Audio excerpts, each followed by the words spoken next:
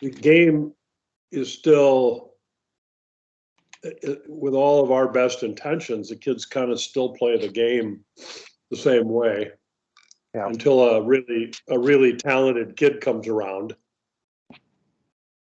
and plays it a little bit differently. But it's not because anybody taught him how to do it. He or she just does it because they're great athletes. You got a little of that on your nose. Yeah. Nice. My wife would. But you know, unfortunately, the the pressure to win is so great at younger ages that coaches won't they won't get those one or two top players to share the puck, because they can frequently, at least in my experience, they're going to do all the goal scoring for you. One or two guys will, or three if you're lucky, and they don't want those guys to be on the ice without the puck, and or they put them all in the same line, and then they will share the puck. But the rest of the kids don't kind of learn anything out of it, and by the time these kids are 18 years old, they've had 100 and some coaches. And the top end kids, the same thing. I mean, when I had Wheeler, had a couple other kids that were awful good, and before they got to me, their team game plan was get them the puck, let them go score goals. And which they could do at squirts and peewees and some in bantams. But when they went to the next level, it was a heck of a lot tougher. But it's not for those guys who'll adapt. It's the next group of kids, have never learned, they're never going to be that talented. So they need to play the game differently. And unfortunately, the coaches don't teach it to them. You get them at 16, 17, or 18. And Hal, I got a question. What you just said is the root of the problem. Yeah. Because they're more talented. And I'm saying, and pardon my English here, that's the error. We let the most talented players who are maybe have a better birth date, are paying extra money for time, dominate the play and have the puck all the time and get double shifted and get entitled growing up. They do not learn to play a team game. So Tom and Greg are on. Craig, welcome to the group. I'm really excited about this because Tom is on. I know, Tom, you're editing video as we speak. And I want you to pay attention here, Tom, because you watch the U17, U18, U20, male and female hockey, and they appear to be doing the right things. And Greg, their coaches were doing the right things. Your podcast is the right things, but it's at the level of the elite player. And they still cannot execute it on the ice. And I'm talking national team players, U17, 18, and 20. So my question is, what's going on? It's not that they're not talented enough. In my opinion, I have thoughts on it, but I'd like to hear everybody else's thoughts. So go ahead, Hal, if you want. And Dominic is in Boston with Jordan. They're at a tournament with their female teams. So welcome, Dom. Thanks, Wally. Just driving around, but thank you. Okay, and Tim's just joined us. Great. So guys, I sent out an email. I don't know if you want to check it, but in about 3 sentences, I explained why I was excited to have Tom on today. As most of you know, he attends all the practices that Hockey Canada runs at Winsport. And I went to the U17 girls and U17 boys and one U18 practice. And I was very impressed with what they did.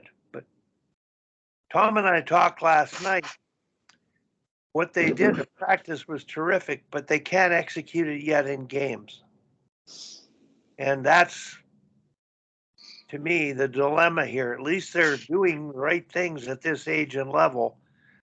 But I'm just not sure what the secret is to making it simpler and getting it applied in game situations so that they just become better players. I think we're really not very good, and it can be so much better. So it's open to everyone now. Hal, you mentioned what you said.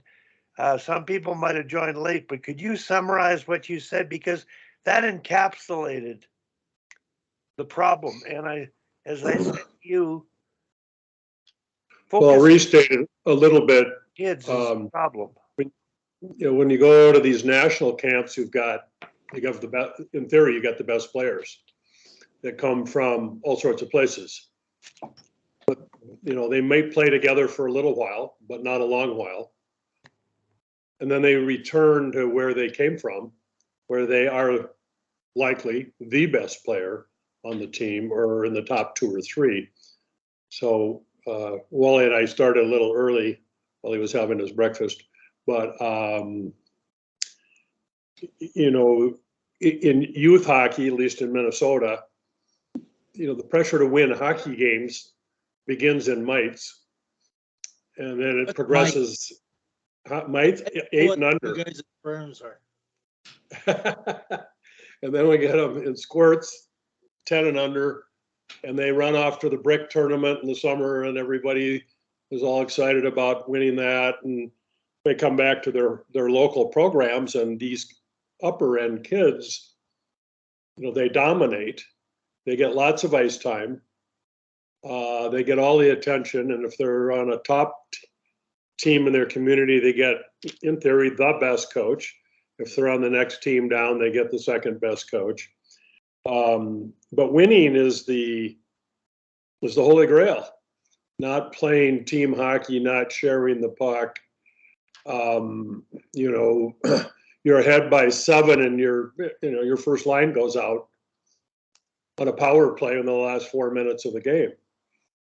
And there's, a lot of the kids don't get a chance to do a lot of these other things. They don't, and then by the time, like when I get them, they're 16 to 18.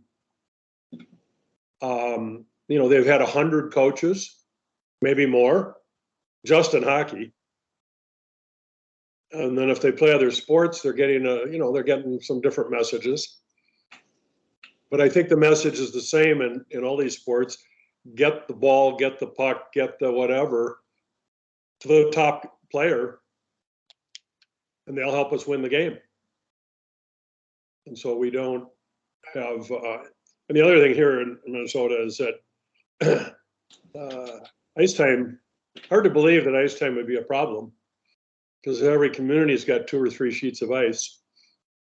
We have 2 communities where I'm in one and I coach in the other one, but between them there's 3 sheets of ice, which really isn't enough. But teams are reluctant to practice. Instead of doing a joint practice, they'll go out, schedule a game, because games are more fun. And the parents like the games. They hate practice. They're no fun to watch. All right, Hal. This is hitting strong for me, because I literally had a meeting last night. I had a meeting last night with some fellow coaches at a program I'm helping out with, and the one guy was adamant. He's like, you have to play games for these players, because otherwise you're going to lose the parents and lose the kids. And I'm over here, I'm like, why can't we educate the parents further into the benefits? Like, we'll still play some games, but that would not be the stress point. Like, these kids are playing JV hockey. It's more about getting their skills advanced, not watching your kid play JV hockey. Like, they all want to play varsity. It's about development. And I literally basically gentleman's screaming match of us going back and forth very strongly, being like, how can you do this? And I'm over here just in my own mind and saying it out loud of like, these kids need more puck touches. They need more games. I'd rather play a 3-on-3 cross ice game and going to play the team across town. Like, it just makes no sense to me. And he just keeps harping on, well, the parents this, the parents that. And I'm like, yes, but the focus should not be on the parents. It should be on the kid. And if they're having fun, then the parents will have plenty of fun with that. So if anyone has experience with this, I'm all ears on getting someone to change their mind and come over to the light side. Well, the parents love games. I remember doing one summer team years ago, a girls team, and we'd have a practice, and I get there with my practice already, and there'd be another team there, and the organizers that already are, they had an exhibition game the girls were playing. We didn't hardly ever practiced. It was just, it was useless hiring me because, I mean, anybody could have just been there opening the door. So that is for sure, is a mindset. Well, you're on mute. Definitely a battle. I really wanted to argue against practice here for a minute, and I know that sounds like a radical thing, but it happened with me, and I've told the story many times, and I'm telling it now because I'm going to edit this part out. I think this is the most valuable session that we've had. It's about coaching and the level of player that you've got. And Craig, when I was asked to coach a Bantam AA team, I was teaching phys ed, just finished playing with the national team, running a hockey school, running ice with pro players in the evening, and I got asked to coach Bantam AA. Now that's AAA today, and I took on a team. I had to select a team. It just happened the two teams in our area in Calgary played in the city final. So I had the pick of the litter. They won the cities the previous year playing each other, one of them. And I got asked to take the team and I took it. I planned great practices. I think I can plan better practices now, but I would certainly have more game-like things now. So the story, Craig, reinforces this. In November, I was in 4th place with the best team. The kids were doing everything I wanted, trying to please me. And I was lost. I was going to quit. I didn't know what to do, but I think the best thing I ever did in coaching was admit my ignorance and say, I don't know what I'm doing. And I spoke to the coach of the previous year. And I got the answer that I think is, you'll understand why I say forget about practice. Most coaches would do what I did. I ran great drills. I taught. They ate it up, but they didn't get it. So when I asked the coach from the previous year, who was a parent, he said, Wally, I don't know a damn thing about hockey, so I never had any practices. Now, keep in mind, these were elite young players, the best 13-year-olds in a big city. I never had any games, he said. Oh, pardon me, I never had any practices. I had over 140 games, and I just patted him on the back and said, way to go. So that's my point. I woke up, I went back, Craig, and I did nothing but games, varieties of games. I did try to insert some teaching in, but I let them play. And eventually they got their game back.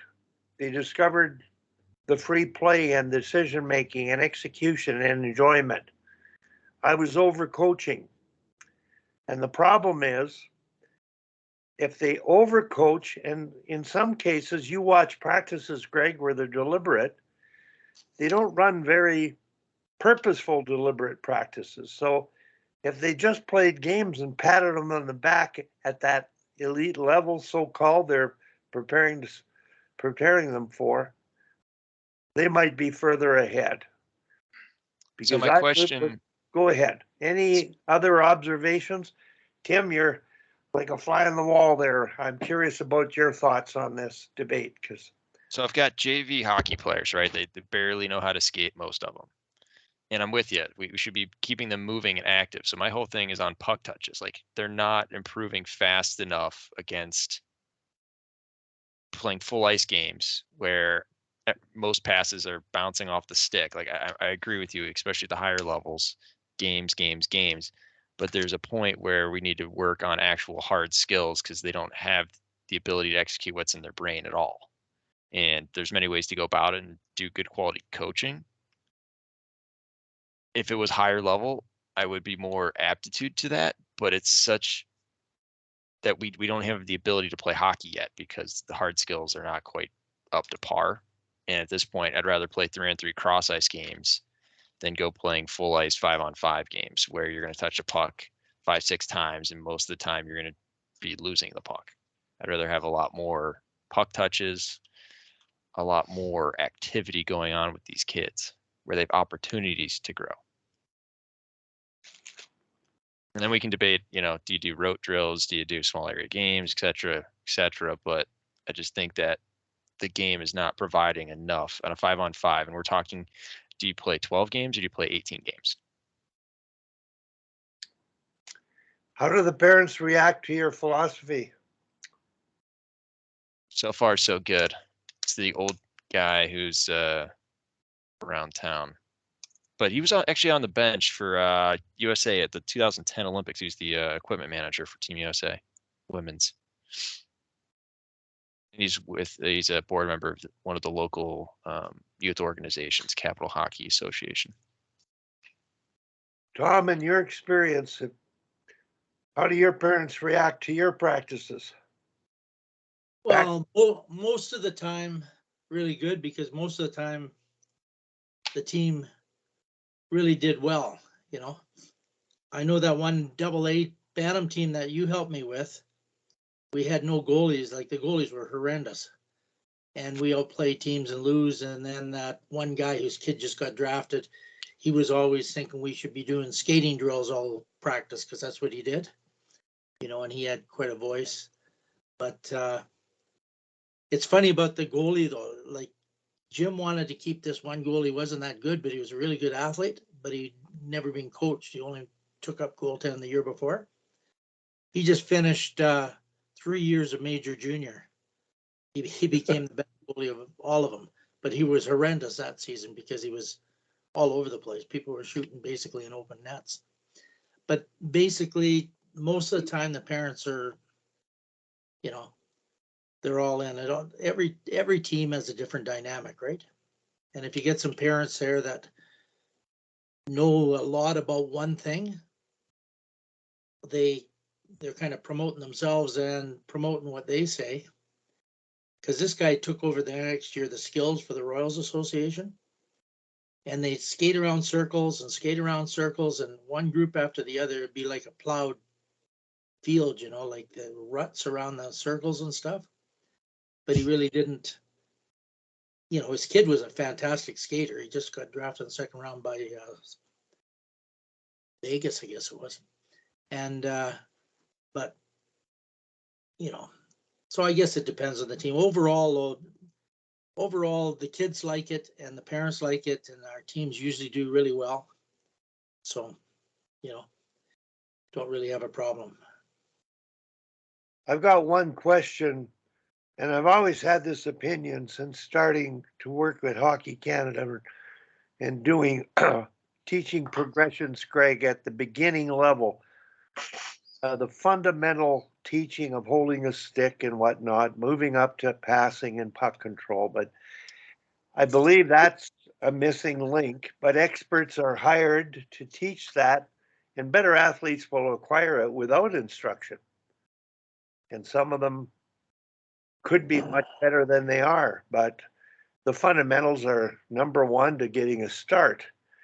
So, Tim, I'm thinking of you and the national teams you work with, Canadian women, Denmark, and how you choose to practice in terms of how they play in the games is what matter. So, Tom, you just watched all of our national teams at a camp practice. You could see what the coaches were doing, and you liked it. I mean, they were doing triple drives with good depth, good execution. Talk a bit about what you watched. Well, with the under 18 girls, Howie worked on individual defensive skills an awful lot.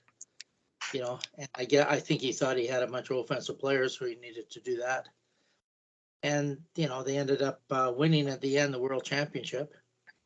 And then the under 17 was kind of different because there was like 6 teams there, so it was a little bit of skill, and they weren't concentrating on team play so much. But interesting, and this happened with them and the 18 and the 20. They're trying to get guys, like a lot of times they did like a 3-0, and they pass the middle, the guy would pass wide, and they wanted the wide guy to get in between the dots. And then they did, cross and drops and kinds of stuff from that. And so they're doing great in drills. But then when they went to live situations, the guys just went down the boards. It's so ingrained in them to just try to beat someone with speed. So there wasn't a lot of great transfer there because every team really pushing that. They're really trying to get the puck in the middle right now. That's what I saw. The middle, and then that pass across in the middle drive to the weak side guy who one times it. Every team was doing that a lot, and they have good skills. They hammered it. Yeah, I didn't see them creating a lot of 2-on-1s. The under 20 or under 18, man, they're really a lot of deliberate practice. They didn't get much game situation. Like they had progressions in their drills and end up with, situation drills and all this kind of stuff, but it was very deliberate. The under 20, I think, of course, the under 18, they're going to the Hellenic Cup next week or something. 120 is getting ready for the World Championships. But they had a lot, I think their practices were a lot more fluid, a lot more games. They played some games and contests and shootouts, and I think their practices weren't quite as deliberate, but they had a lot of game situations because they are preparing. So, but I didn't see one thing I did not see at all. There was one cross ice back checking game, but I saw no transition games. Basically the transition games weren't used, and but the drills were really good. They're good coaches up there, but I thought there was a lot of deliberate, coaching kind of. So that was my take on. I saw like all kinds of practices. I've got like 150 clips, different things that happened. I'd just like to welcome Sammy. Hi, Sammy. Hope you're on. She might be chasing the kids around. But I had a question for you about, if you just take your team Denmark. You had to plan practices. You're working with a head coach and talking about what you do and what you did. And I thought you must have done some terrific, correct things because you got results. And can you speak to that in the light of what we talked about? You had to take what you had coming in and work with it and compete. Well, it's hard to, we're talking about elite levels, we're talking about development levels, and, different levels kind of require sort of different approaches in some ways. And, sort of going back to the beginning, I think it's important for everybody to remember that playing 100 games a year is not the answer. And practicing 5 times as much as you play games is not the answer. There needs to be a balance. Kids play the game because it's fun or they want it to be fun, and games are fun. And people like playing games, and there's nothing wrong with that.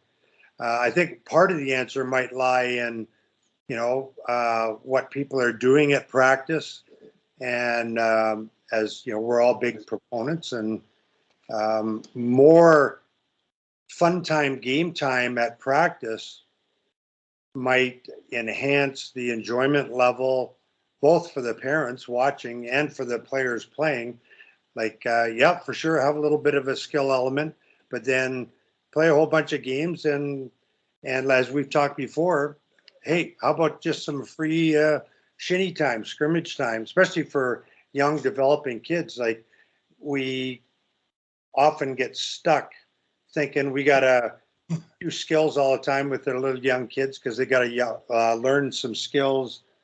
When, as Tom said many times, and we all agree, like in lots of ways, the game is the best teacher. Let them play games. Let them play shinny. Like, you don't see coaches at their formal practices letting kids play shinny anymore. Like it just doesn't happen. We all get so focused on instructing. So it's all, it's there. As I've said a million times, there are no black and whites. It's not about games. It's not about practice. It's about the balance. And and again, as we all agree, it's about having fun and creating fun, especially in those practice environments. Because practice is fun, it's going to be more productive. So, what I've found, like, we did this camp in Jasper for years and years, skating hockey, and I put 6 little nets on the ice because it's very, very, goalies hardly ever go to hockey schools and that anymore. They go to the goalie camps. And so we just had 6 small nets, divide the kids into 12 teams, and then do a skill where that was your practice group. Do a skill and, the technique, and then play some kind of a game that they had to use that skill in. And I found that really worked. The kids, especially the little kids, after like 3-4 minutes, they're asking for a game right away. The little kids want to just play. And we had all age groups on the ice, like from 5 to 16. So they're all, ability grouped. And I found that a really good template, because I use that in phys ed, because I would get double classes. So between 45 and 60 kids in a 3 badminton court size gym. And there's always 6 basketball nets, and I put extra lines in. So a badminton court, I divided into 2, and there'd be 6 volleyball courts. And we do that. They practice with their group, and I had a round robin tournament schedule on the wall laminated. So maybe we practice underhand serve or something like this. They practice that, do the technique, help each other, and then we play a game, and a time game, like 10 minutes or whatever, and then the winning team, someone from both teams went over, but the winning team would circle, that they won the game, and then we'd rotate, like the schedule was there, so they'd look and see where they were playing. I didn't have to say anything, and they get to the next place. And to me, seemed to be a great template for teaching things and them having fun and everybody busy all the time. So that was kind of my discovery. From being basically a phys ed teacher who coaches hockey. Mm-hmm. See, Tom, your ability to teach makes it automatic for you. And I'm just talking about coaches in general that aren't educated in the teaching mechanics, the skill analysis, the progression of teaching, and then introducing games, the scope and sequence. That's what teachers have, and you have it. So Sammy Joe is on, and I wanted to talk about the female camp I watched. They won the gold medal, and I was so impressed with Howie Draper's participation in the Sharks call, because he was able to implement a culture, create a culture of belief and effort, not relying on the skill level of the kids as much as their ability to play better together. They did well without the puck, and as the tournament went on, they were exceptional. So, Sammy, can you comment on what we're talking about on the female side? And I don't know how old your daughters are, but they're going to be moving up the ladder here in terms of, are they going to be playing more games, too many games? What's the right stuff, right amount, right time in your eyes?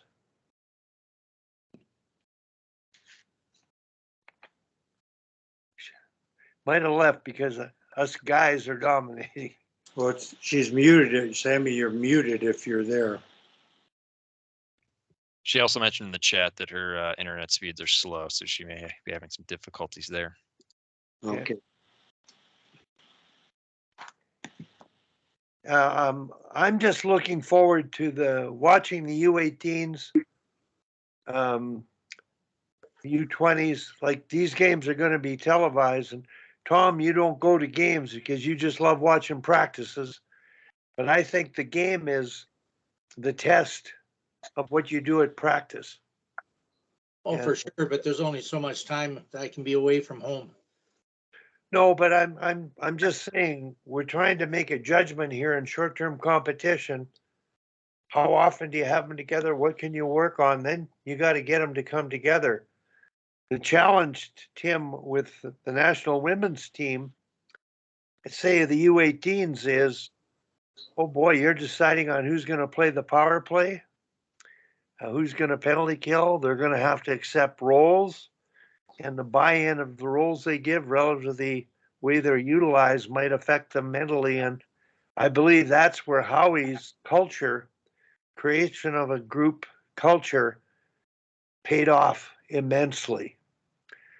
But I'm just looking forward to these championships to see how they play, win or lose, how they perform. And I've got thoughts about how they've done poorly and how they've done well, and why might they have done well when they did. And I'm just trying to connect how they prepare, how they come together, how they build the team. And it's a real important concept because, as Greg mentioned, winning is the measurement of the result, of the purposeful practice being accomplished, or the team building being more important than the deliberate, purposeful practice. I'm just not sure, but I'm really curious about it. I'm intrigued about it. So Hal has left, but he did mention initially that it appears that at very young ages, U8, U10, the best players get all the ice time. They get the puck to the best player. That's the offensive strategy. And away they go. And then when they grow up to the next level, it's not a team game. It appears to be a one-on-one game, an individual game. So, Tim, have you had to deal with them being too individualistic with the teams you've worked on, whether it's Team Canada or Team Denmark? Not in a big way. I mean, there's obviously times when people need to share the puck a bit better than they do, or improve the decisions that they're making. But no, not in a real big way. I know it's a concern. Just watching a lot of the younger aged groups, and in particular watching the midget AAA guys play against the national women. It certainly appears that they have a much more individualist mindset, that I'm going to do it, and versus moving the puck and sharing the puck and working together. But it's a learning process, as we all know. Craig, have you got anything to add in? I think Greg stepped away too. Oh no, he's no, I'm still here. Sorry, yeah, sorry. Just turn the video off. Working along as we go. For me, it's like, how do you utilize the practice time to have fun? Like, that should be the most fun part. So when I'm having these conversations, and it's frustrating to me, I was at a coach developers for Columbus Blue Jackets. They're taking over rec hockey, which is house hockey in Columbus, the youngest ages. And I was talking with paired off and we're going all this, and one person's like, "Oh yeah, you do work for the first 30, and then you have fun and do games for the last 30." Like, why do you even do the fun in the first place, especially for 8U? I really want to question that part, because I'm pretty sure with 8-year-olds, if you haven't done it before, it's kind of like herding cats. Just keeping them moving is probably a decent strategy, rather than we have to do work with these kids. So, sorry, I'm coming from the exact opposite end today of maybe some high performance with you 17 and 18, and starting with the very basics and the very lowest standards of hockey. And how do we go about developing, whether that be the young or the high school team working out, where they're the underskilled, and we need to get them up to par and access to more skills and utilization of skills, so they can actually implement them and be able to think and utilize tactics along with those skills. So I'm curious to hear from you guys on that. Yeah, I'm certainly not an expert in the youth sport area, having not spent much time at all coaching at that level. But I think, Wally can speak to it a bit, but, Sam Holmes working with Girls Hockey Calgary here at the very youngest levels, she's really found some success, and with the kids, like, really, if you think about it, and you think about it from a child's mindset, having a half hour of skill or quote unquote work, and then half hour of fun and games is a good idea.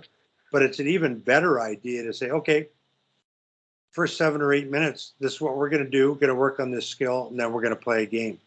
And like Tom was saying, and hopefully you can, even if you can't organize yourself well enough to, work on a skill and then ask sort of for it in the game. It depends what age level you're working for.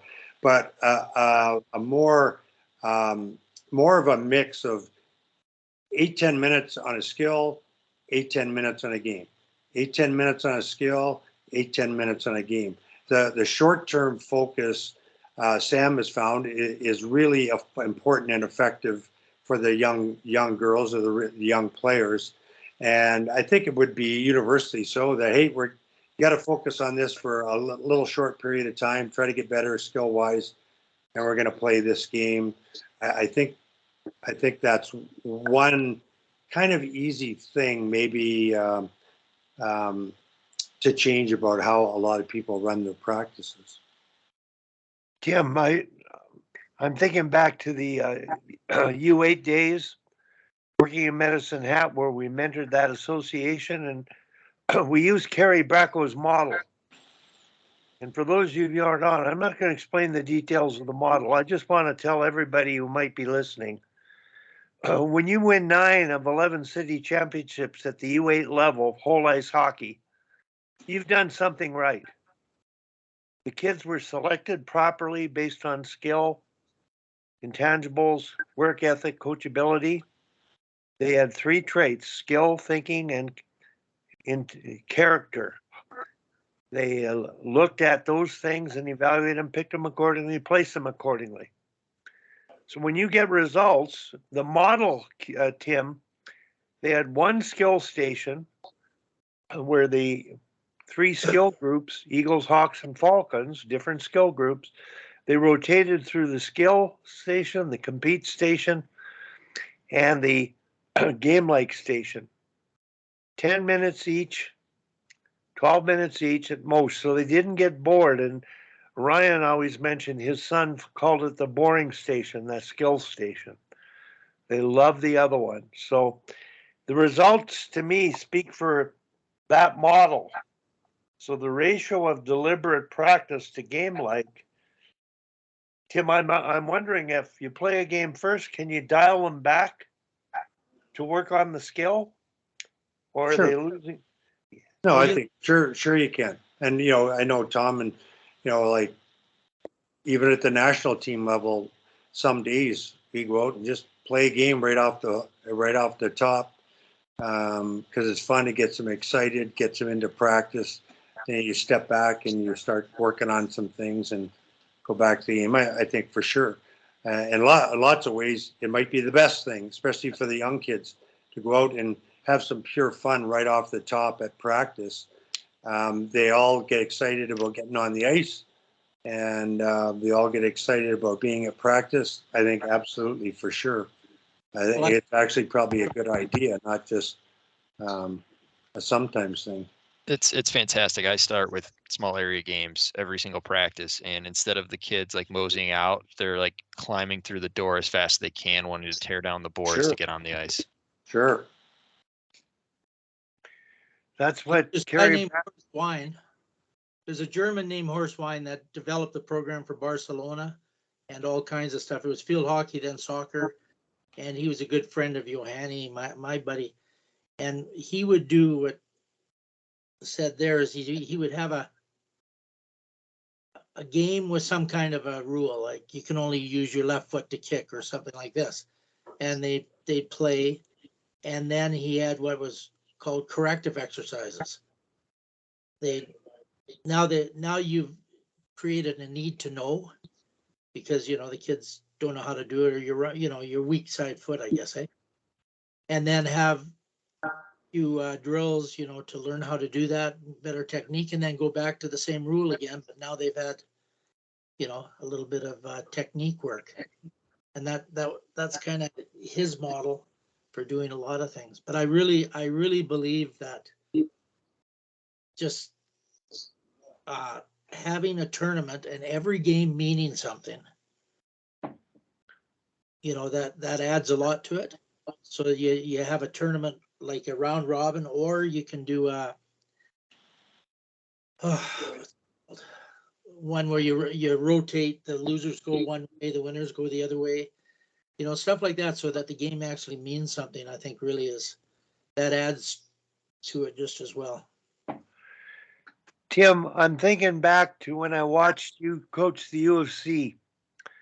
It was the most remarkable competitive scrimmage I've ever seen, because you had broke down positive plays in each zone that you awarded them points on. I don't know if you recall or not, but at the collegiate level, the players were focusing on tactical strategies to advance the puck up the ice, and they got points for doing correct things there. Can you elaborate on that? Because they loved it. They played, but boy, talk about playing with a deliberate purpose to score and get more points in every zone of the ice.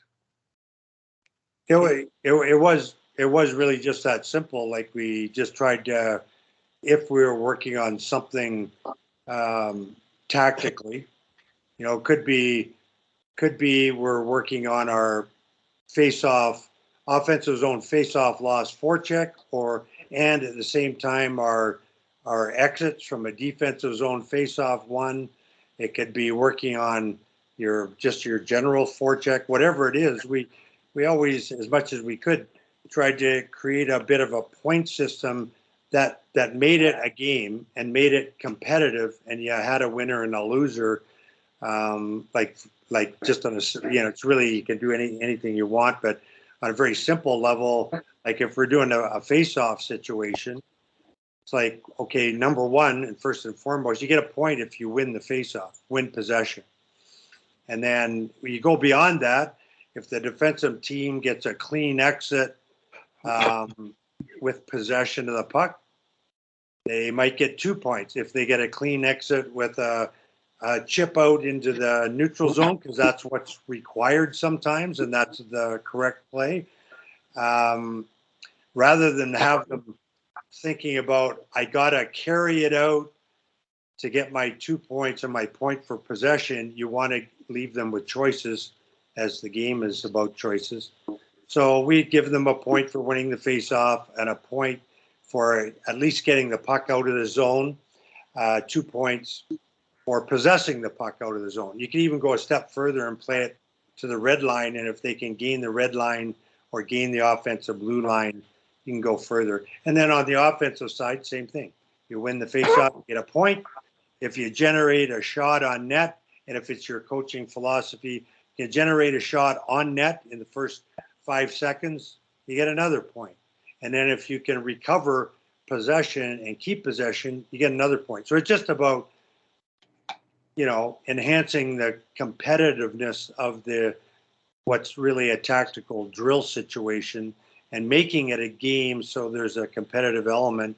And it was, we've done it with the Danish team, and I'm not sure how much we did it back in the day with the women's national team, certainly on occasion. But yeah, so it's just creating a game out of what might be a bit of a drier, from the player's point of view, just a little bit of a drier situation. Tim, you got to have obviously some support staff, somebody watching the defensive team, somebody watching the offensive team for points, and then ideally, if you have like 4 coaches, you could have one coach then watching the offensive team, sort of from a tactical learning, constructive feedback perspective. Same thing with the breakout team, but you need people just keeping score as well, just because it's tough to do it all. Tim, I've got a request here. We've asked the same thing. We had one a long while ago with Daryl Belfry about doing something, asking questions only. He hasn't come back to us on it. But what I would like you to do, Tim, could you create a template by zone where you could score points in print that I'd be able to share with people? Because when you described it through each zone, I'm sure, given your analytical mind, coaches could take one thing in each zone or 2 things in each zone and keep score. It would be the right amount for the players to digest at that level. Maybe when you're playing with minor hockey kids, say U12, you might have one thing in each zone. With Greg being on, I go back to Alan Andrews. He had one rule that I call it a cardinal rule. And at any level, if a player is open, you must headman the puck. If you don't, you're carrying it, you're slowing the attack down. So he reinforced that. That to me is an automatic 2-point thing. And if you don't do it, it's a address issue to the point where it happens second, third times, it might be an ice time issue. Because that to me is what's lacking in minor hockey kids. They carry it when people are available ahead of them, and they don't learn to respect the importance of the pass being quicker than you can skate the puck. So if you could think about that, Tim, I might request it of you again down the road, because it was a brilliant idea I'm thinking at any level, but particularly the university level, where they're working with all these guys.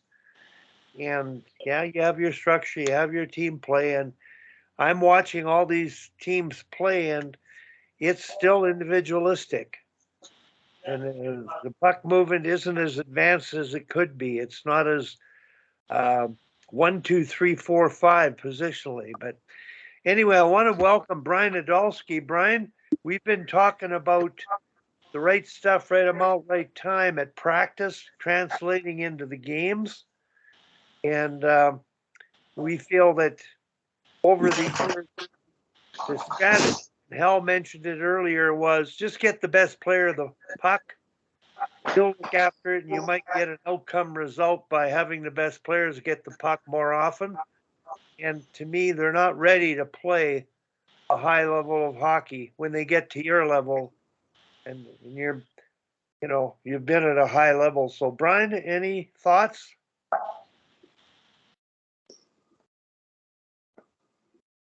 Well, we're losing people. We got to try to get them on. Hey, Wally. Brian is muted too, if you're there, Brian. But I think Greg, were you trying to jump in there after? Yeah, I've got an interesting story. So in my town in Cleveland, I had a guy who's the all-time WHA leading goal scorer, Andre Lacroix, if anyone remembers that name. Yeah. And he has a very interesting thing that I picked up and I have yet to ask him about. But he will not pass you the puck unless you're moving. Doesn't matter if you're all the way at the far blue line wide open. He will not pass you the puck unless you're moving. So maybe it's not always great to headman the puck. There's some conditions that need to be met as well. He's very adamant. I've noticed him do that. At first, I thought it was an accident, and then I realized that he was doing it on purpose because I think he was nicknamed like the Wizard or something like that, the Magician, because he had great hands and vision, and he would not pass you the puck unless you were moving. Like you had to at least have some sort of momentum. Yeah, and I always have because hockey is such a fluid read and react kind of game. I always have a little bit of difficulty. Saying to a player, you must do this in almost any situation. So I always stop to think hard if I'm going to tell somebody they have to do something in a certain situation. It takes the game out of their hands to some degree. And I agree with you, Wally, though, on the that there needs to be more encouragement for puck movement and puck sharing, and playing games where you get points for the number of passes you complete is a beneficial thing too. Like the more complete passes you tape to tape, you control the pass. Premium on goal scoring, of course. Like, so if you're getting a point for every pass you make, you might say if you score a goal, you get 5.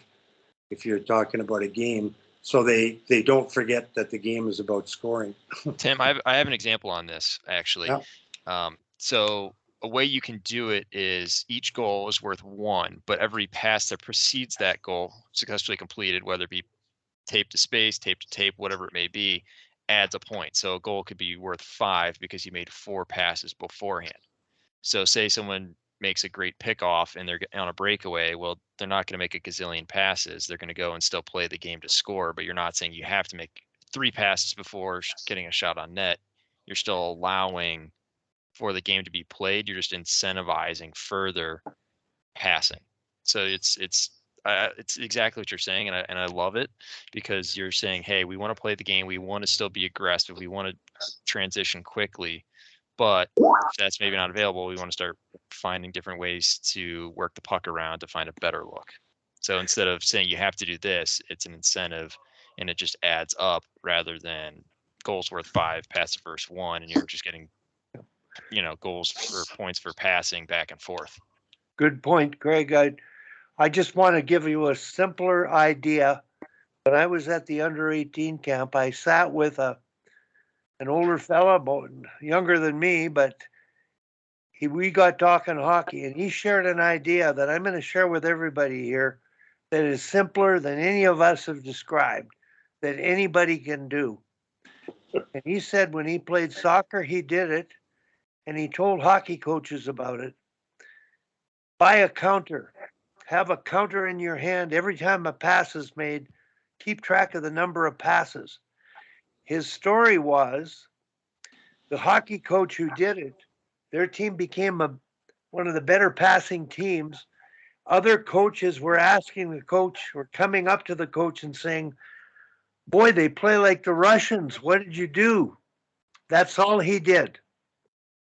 He just kept track of passes. They were conscious that when they made more passes, they were getting better results, and it just mushroomed. So that's a simple way. Like, I'm thinking we can do everything we're all talking about. We do everything we're all talking about. What does the coach do? Any coach can have a counter. Any coach can pat a kid in the back and say, way to go, and not demoralize them by their approach, by their yelling and telling, and maybe telling them wrong things. So it's that simple. Hal, your hand? And then I want to get Sammy if she's on, and Brian if he's on too.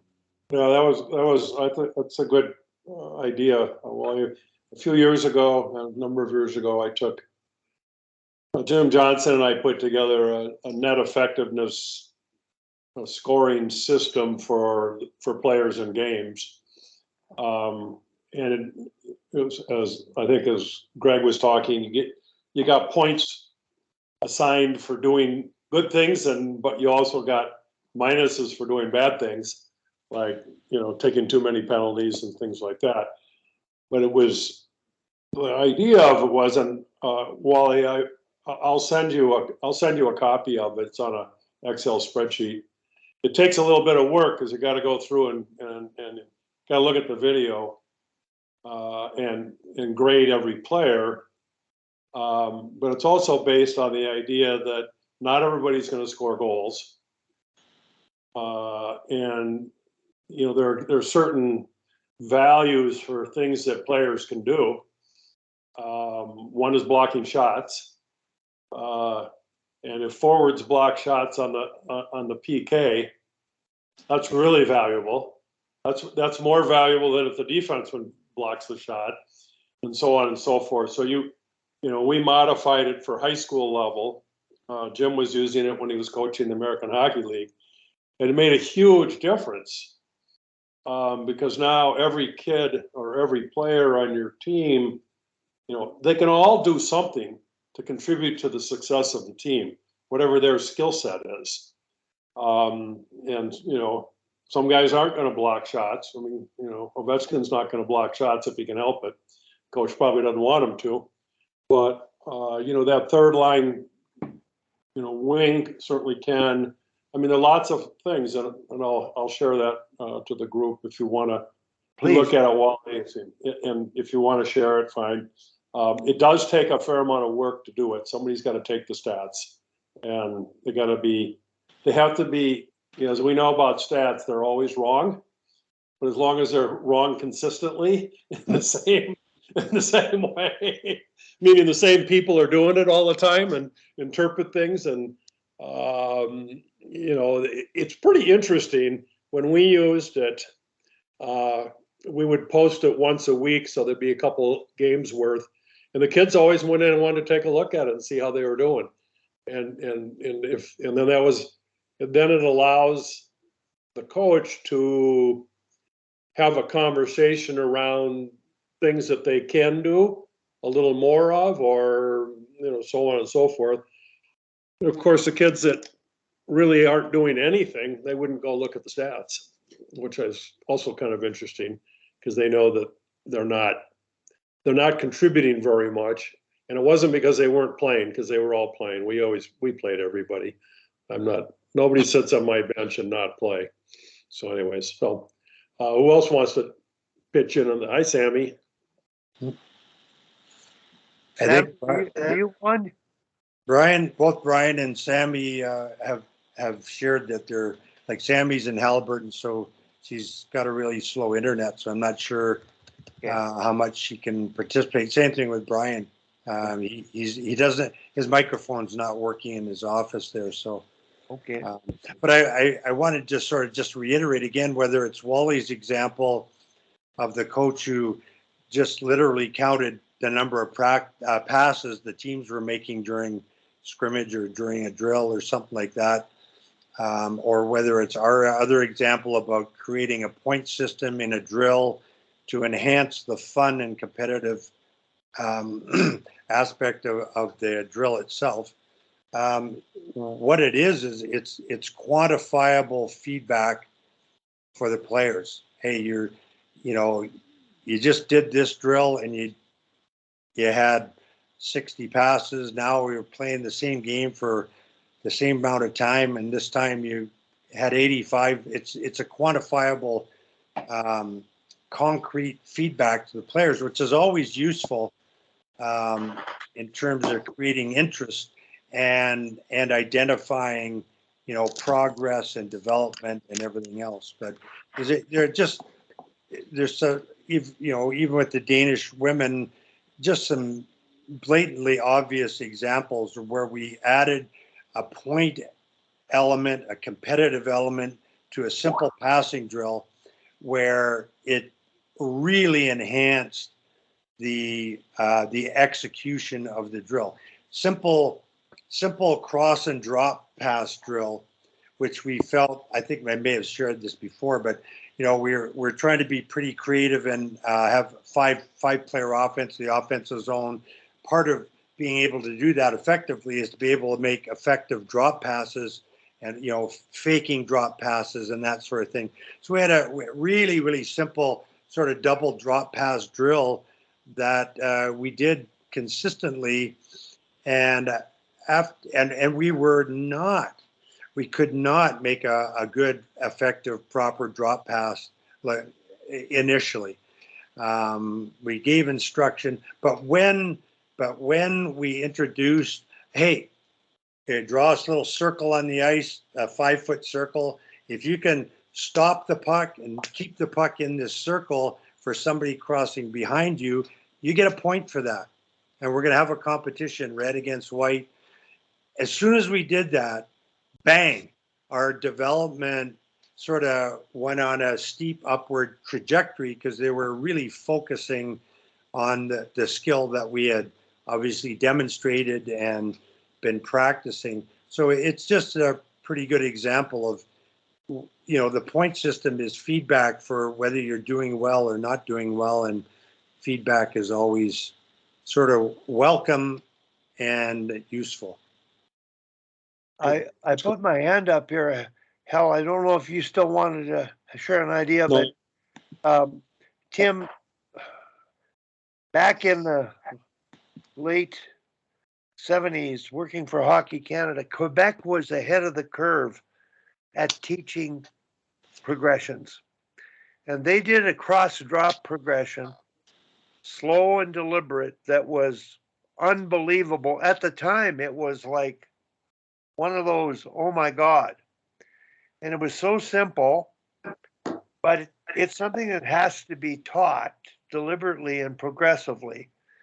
And basically, they went down the ice fairly wide in pairs, and the puck carrier crossed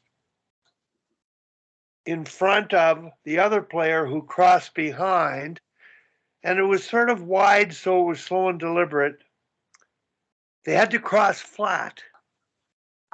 They had to leave a dead puck so that the receiver could pounce on it. And then the receiver went across, and then they both did a cross drop again, the exchange being the crosser and the dropper. And that timing, the ability to be flat, leave a dead puck, not put a tail on it and throw it away at that beginning level, we're talking Pee Wee Bantam here, it paid off. So it's something I adapted, and I think it's, your girls got it, doing it from, the way you did it. But I think for minor hockey coaches, Greg, I'm thinking of your young kids. At what age would you teach a deliberate cross drop? I don't know if you're still on, Craig, but that's a question I'll throw at you. So the way that I work this is I actually use video. So I show video examples. So just a compilation of different scenarios that across the drop happened, or we're attacking vertically rather than horizontally, ways that they're creating these 2-on-1s on a 2v2. I like to show that one first, is how do we attack one defenseman, one person go behind, one person in front. So I use the videos to prime them, and then I'll just play a 2-on-2 continuous game where you're playing offense, defense, then out, and you're just getting a ton of looks at those 2v2. So it's less deliberate, more of filling their brains with ideas and letting them problem solve. Like, I don't want to give them the solution. I want to present problems and give them potential solutions, and then let them understand the cues and working off of their teammates. I like that, Craig. The use of video and then play a game. You said 2 versus 2, eh? Yeah. I like to do 2v2 because it's simple enough, but it's complex enough. Like, I don't want to go to 3-on-3 or anything more than that, because then it's just too much coming at them. I want to just start very simple. I think 2v2s are kind of the basis of the rest of the team play. I just had an idea about what you said, and I can throw it out to everybody. I've got a really nice continuous 2-on-1 drill that comes from a progression from the Czechs on teaching drive skating with Royal Road, deceptive pass shooting, shoot for whatever. But I'm thinking I would do your drill, Craig, in a 2-on-1 where they can only score off a cross and drop any place on the ice, direct attack, coming off the wall, whatever. It's a great idea. I think the visualization of it, I believe kids will get sooner than the deliberate practice. I think that's. I think the key here is we're prescribing problems for them to solve rather than prescribing them solutions to the problems that'll be presented. Yep. And I think we get back to Ken Brackle, who didn't coach. He just cheered them. They solved problems themselves, and they got pretty darn good at it. So I'm wondering to what degree the average coach should do that, and the elite coach like ourselves should think about not doing so much. There's that balance, as Tim said, between right stuff, right amount, right time, and Tim's added the right way. I think that's the art of coaching, and that's sort of what we're striving for. So, Sammy and Joe, if you get your mic working and ever want to jump in, go ahead. We'd sure appreciate it. So Wally, I think a lot of that is really good. And I think one of the things we're talking about is how do we bridge this gap of knowledge, and give it to the kids or the young players, so they can solve problems. And I think that at least my experience, and I think I shared a little bit, when an earlier one with the girls, is they don't actually know what the problem is. So it's hard to solve a problem and without defining what the problem is, and then asking them. So like the one we were talking about before was this zone entry thing, and why does the wing take the puck and just attack up wide with speed, and then they have a big collision on at the hash marks or in the corner with the defenseman, because that's all they've ever really thought about. And we also know that teenagers have, their frontal lobes aren't perfectly formed yet, and they don't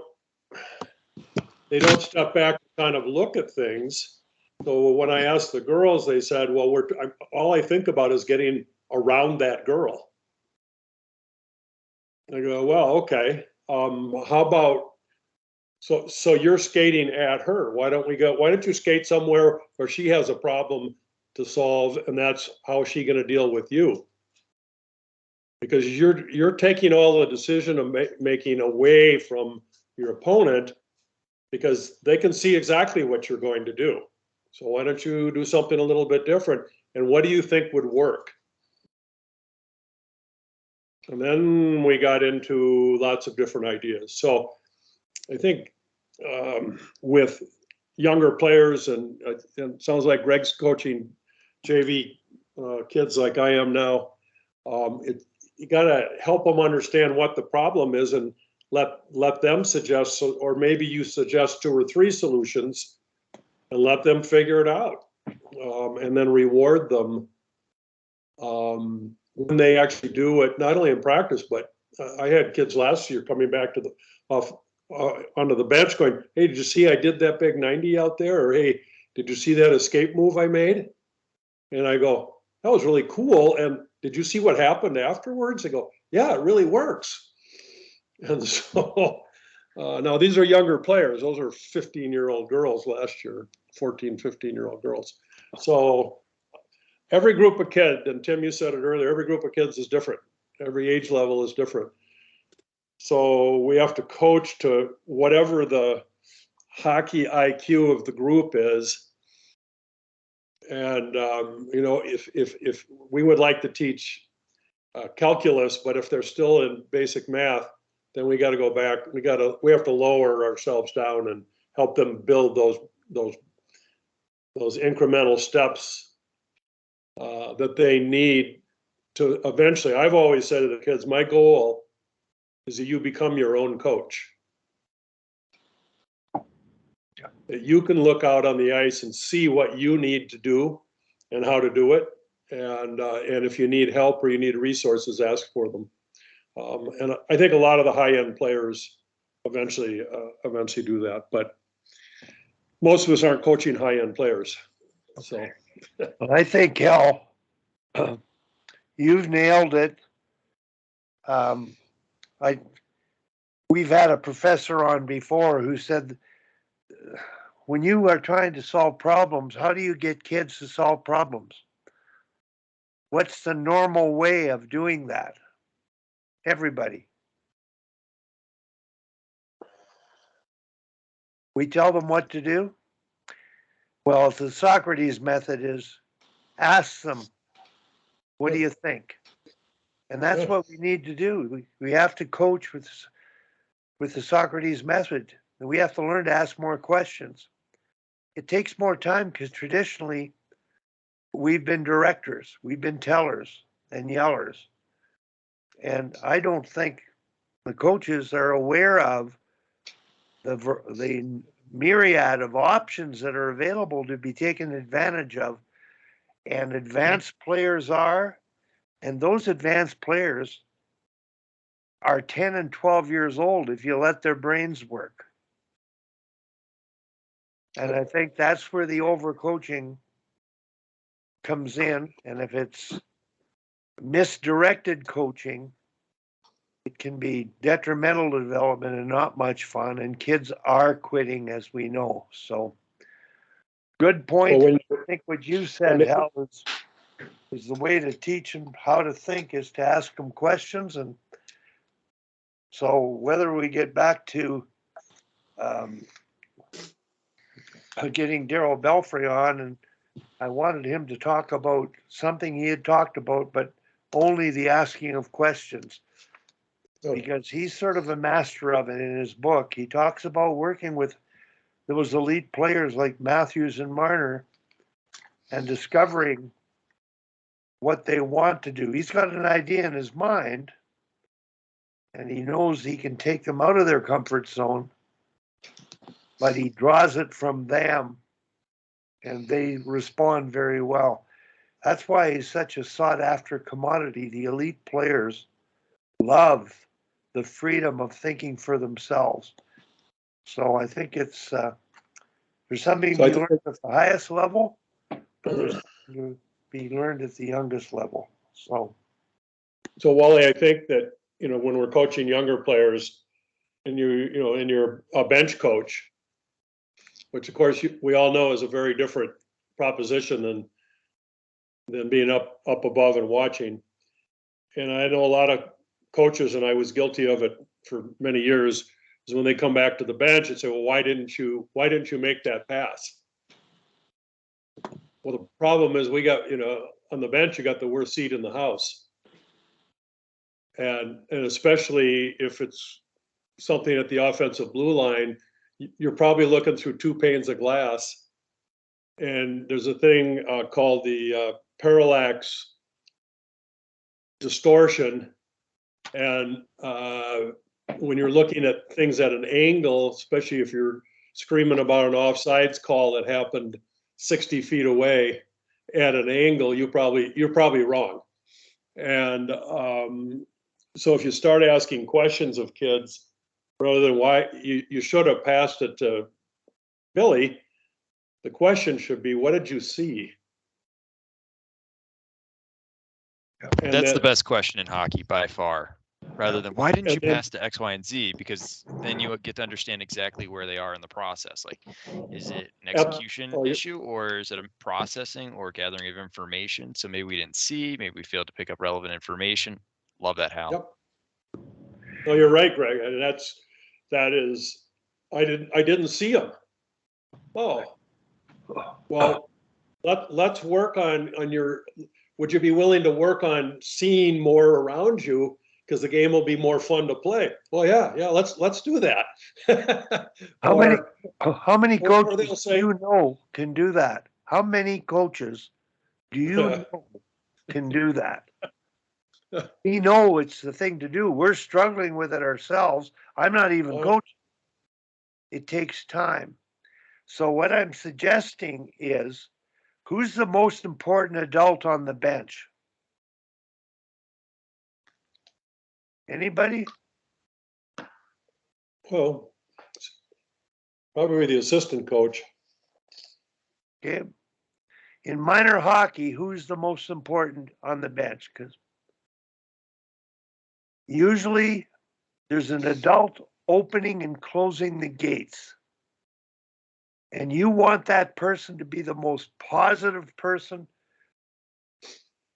on your staff, because those kids are going out feeling positive because they go by him and coming off the ice because they're greeted by them, him or her. That's it. As far as asking questions go, theoretically, this is the ideal, but it's just be positive no matter what you do, because we may not do the right amount. We may not have time to ask questions and listen. So the power of positivity there at minor hockey, that idea on the bench is something I picked up from another coach years ago, and it came up now. It's worth reminding listeners of. Hal? I have a question. There seems to be a prevalent trend with players standing up on the bench for the entire game. And I see it in college. You don't see it in the pros. I'm told their contract says they have to sit on the bench so the fans can see. The fans in the first row behind them can see.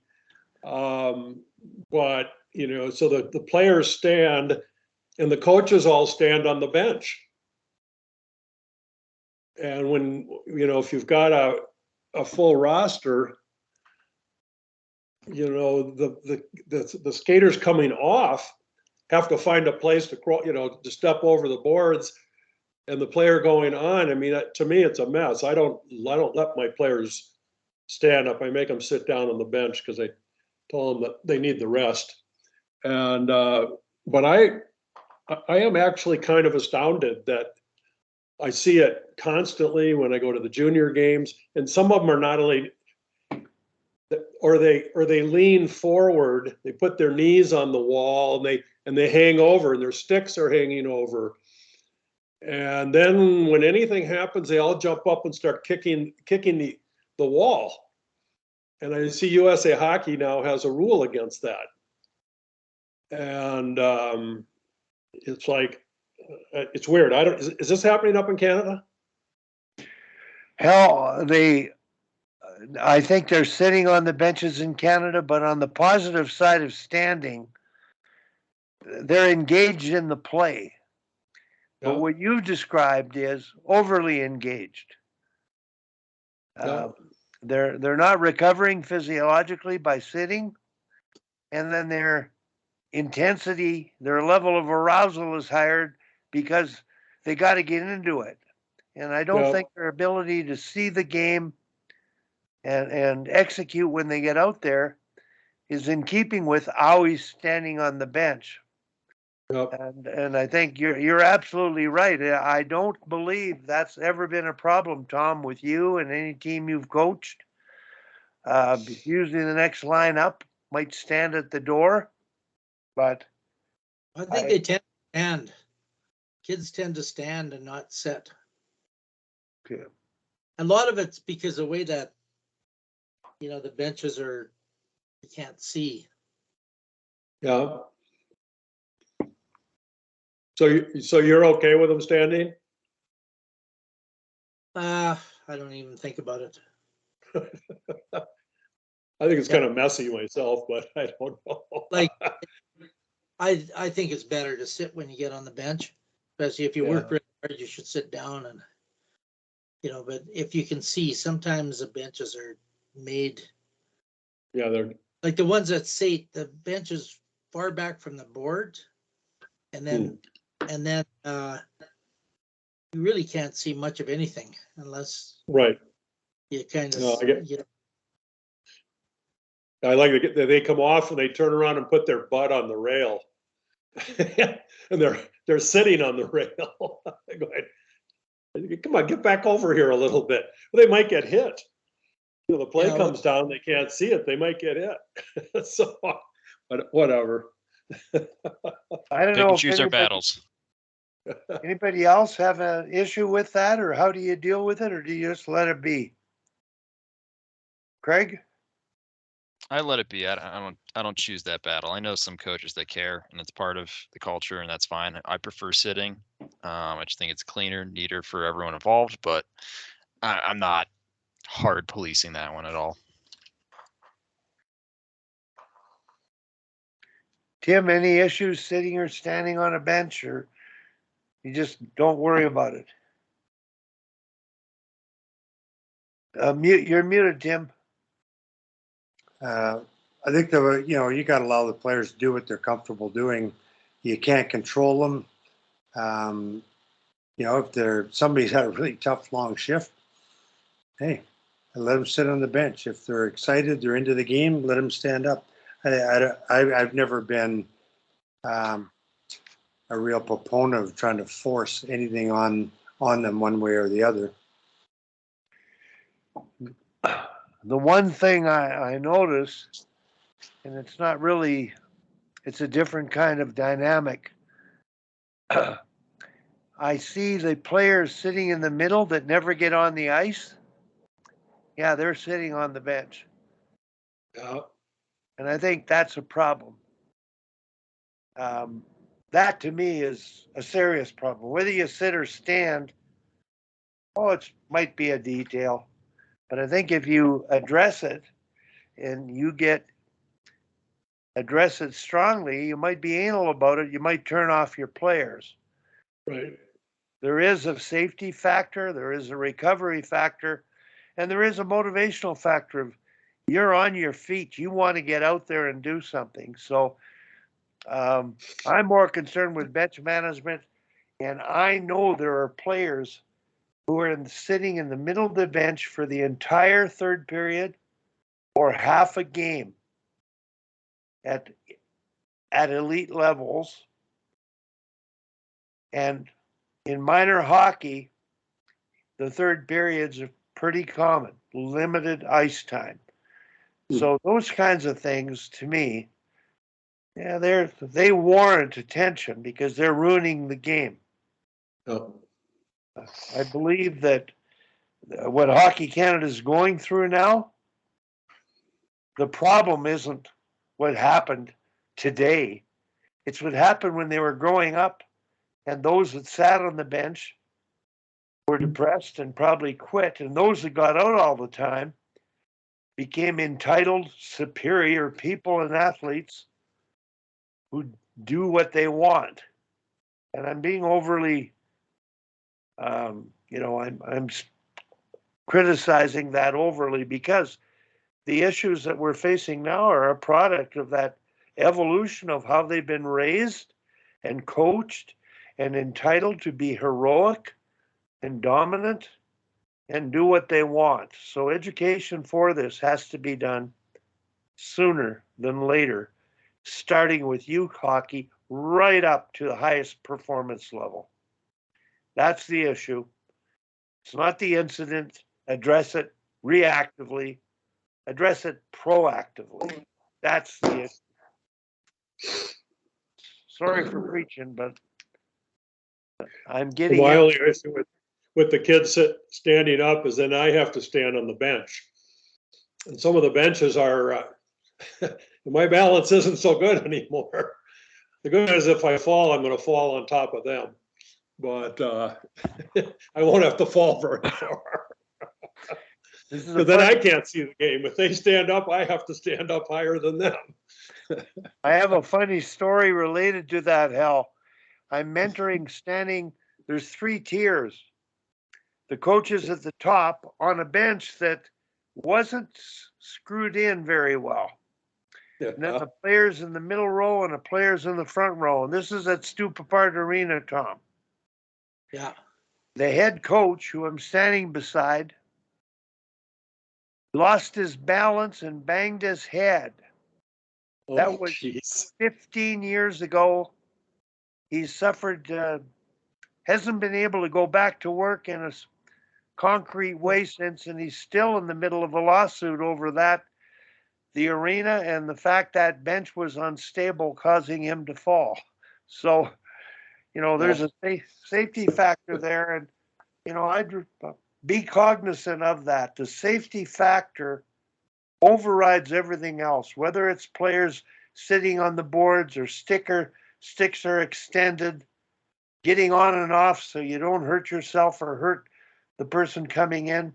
One thing about changing, and Tim, this is where I have a cardinal, that let the player off the ice if you can. Like, don't try to both go through the gate at the same time. Have some kind of a rule of change so that there's no collisions. But anybody got anything else on this? Talking about that, St. used to have the bench at the other side, opposite the penalty box. But there was a long bench, but there was about 2 feet in between, like, for some reason, maybe for people to walk through. I remember one game I was walking down the bench. I was going down to talk to D or something, and I stepped in that hole. And because the bench, and you whack into the bench. Wally, the Colorado Avalanche don't go by that rule of letting the player off first. They get the player out 10, 15 seconds before the player, so they avoid the collision.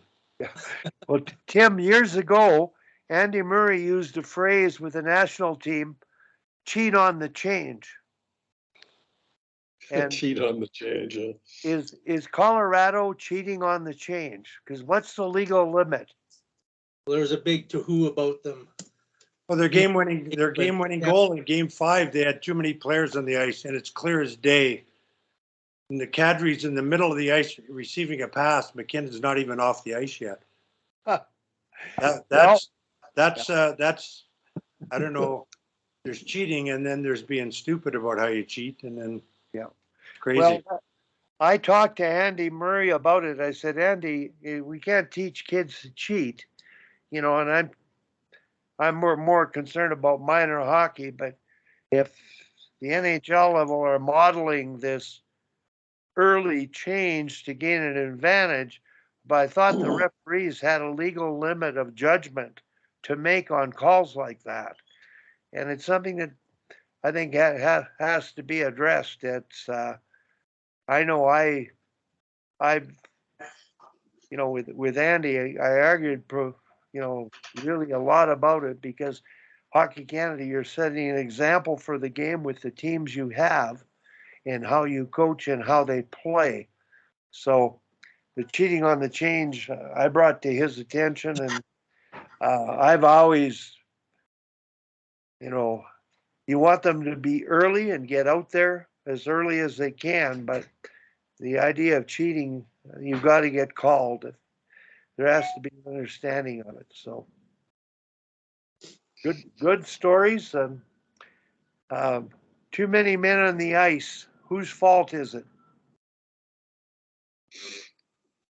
It's nobody's. It's totally individual to the situation. Coaches could be at fault. Players could be at fault. Could be the player coming on. Could be the player going off. They're all different, and they're all possible. Yep, it's true. How do you address it when you get a penalty like that, Tim?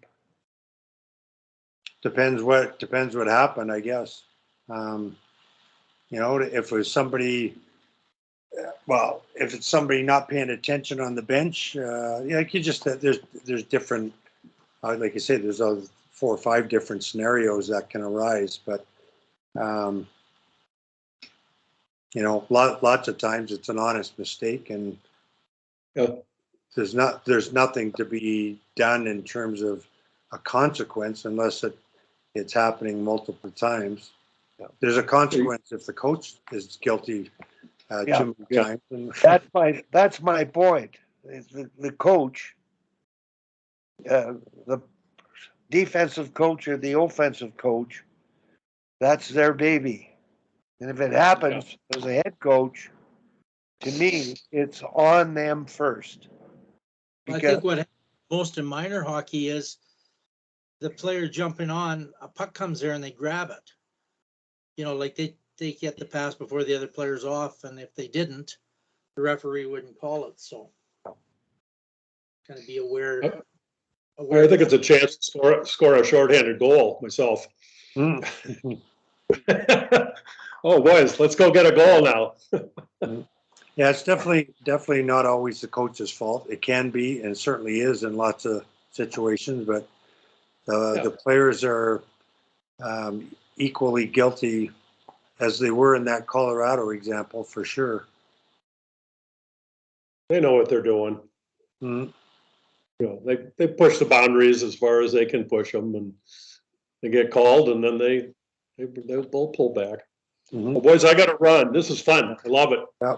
Okay. Yeah, I gotta run too. Before you guys leave, I want to tell you that next week, Gardner McDougall has agreed to come on. He was the head coach of the Memorial Cup winning team, a 20-year coaching veteran of CIS hockey and great success. And his story is in itself very interesting, taking over a team that got beat out of the playoffs in the QHL. And the coaching staff was fired, and he took over and took them to the Memorial Cup.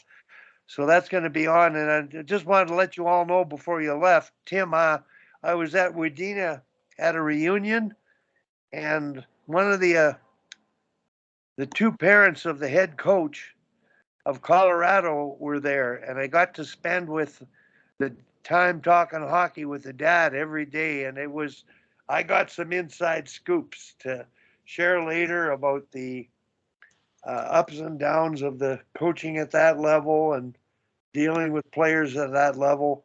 And but it was a great time going home. So